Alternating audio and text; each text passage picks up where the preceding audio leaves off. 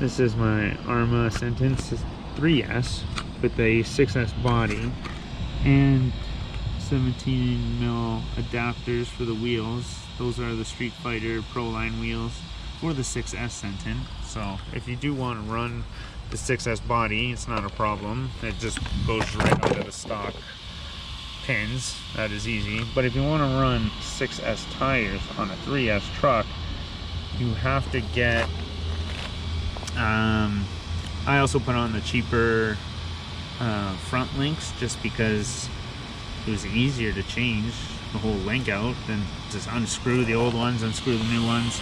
Like my rears are done, I gotta put in the rears, but I need to get some more of the plastic ball socket pieces.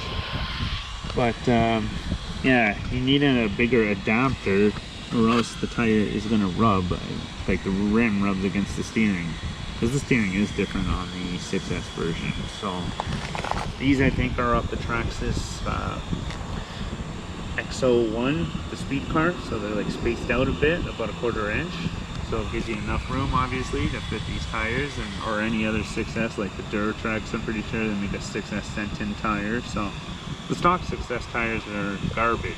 I tried them and they're rock hard. These have actually lasted a long time, but you don't get as much grip in the grass.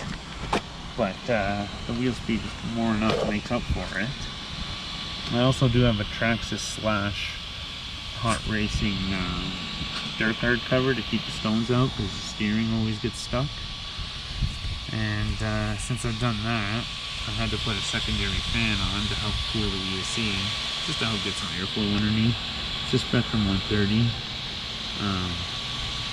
It does great. I like it for getting all my data on the batteries. So, and I do have a Spektrum motor in there, the 3150 kV. No problems with that. Just other than bearings, I mean, you go in water and stuff, bearings, you got to take care of the bearings or else you're going to be replacing them. So, which I had to because it was growling. So it's not a big deal. Bearings are pretty simple to change. So that's why I like the brushless stuff. And yeah, I have some Pro Line shocks on the front. Arrma Senton, well no, they were I think Arrma Typhon 6S ones. I can't remember if they were the front or the rear, but they're nice that they're covered and stuff because everything gets shot to the rear. So I figured I'd at least put these on the rear, give it a little better adjustability too, because the stocks aren't adjustable like these. And yeah, this thing's awesome to play with. So goes really fast, and with the AVC it's nice because you get to keep the vehicle nice and straight. I only have it turned up to about 15%, but that's all you need for top speed. You don't want it at low speeds. You want to be able to do everything with it, do some donuts, drift it. So a lot of fun.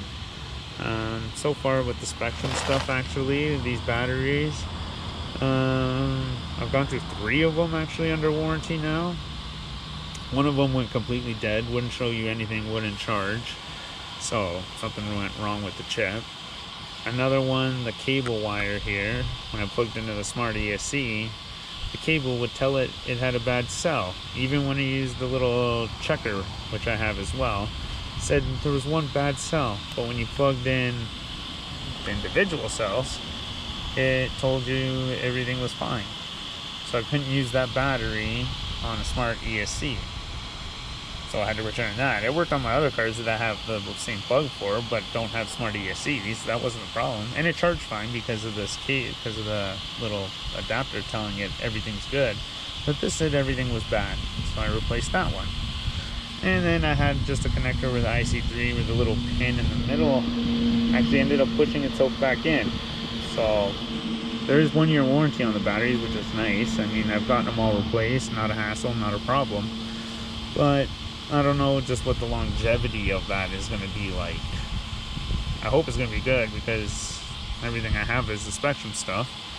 But yeah, we'll see how that goes.